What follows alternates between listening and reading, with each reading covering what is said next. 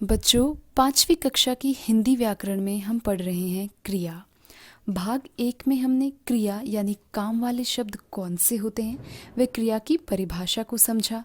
अब भाग 2 में हम क्रिया के भेद यानी कि सकर्मक क्रिया और अकर्मक क्रिया के बारे में पढ़ेंगे। इससे पहले एक बार हम क्रिया की परिभाषा को फिर से दोहरा लेते हैं कि कौन से शब्द हैं जो क्रिया शब्द कहलाते हैं। वे शब्द जिनसे किसी काम को करने या होने का पता चलता है वो क्रिया शब्द कहलाते हैं। और क्रिया के 2 भेद हैं, सकर्मक और अकर्मक। सकर्मक यानी कर्म के साथ।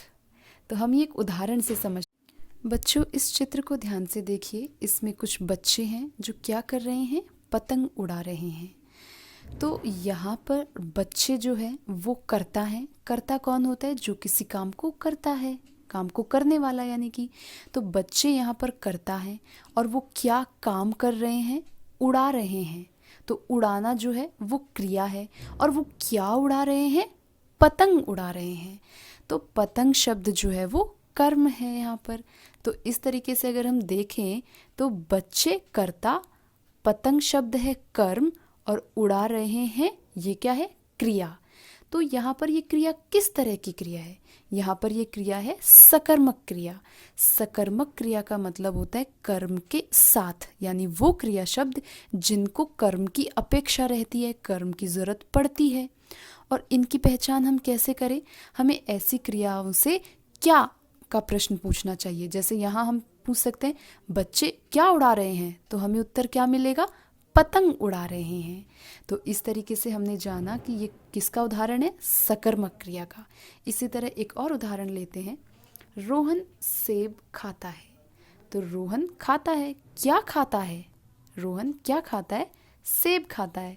तो यहाँ पे रोहन करता है, खाना क्रिया है उसकी, यहाँ पे खाता है क्रिया है, और कर्म क्या है? सेब। यानी कर्ता की जो भी वो कुछ काम कर रहा है, जिसका प्रभाव जिस पर पड़ता है वो कर्म होता है। तो रोहन खा रहा है, उस खाने का किस पर प्रभाव पड़ रहा है? सेब पर, क्योंकि वो सेब खा रहा है। तो यहाँ पर ये भी एक सकर्मक क्रिया का उदाहरण है। अब हम आगे पढ़ते हैं कि अकर्मक क्रिया क्या होती है। अकर्मक, अकर्मक यानी बिना कर्म के। सूरज चमक रहा है, चमक रहा है मतलब किसी कर्म की अपेक्षा नहीं है, चमकने का किसी पर प्रभाव नहीं पड़ रहा यहाँ पर। तो ये एक अकर्मक क्रिया का उदाहरण है।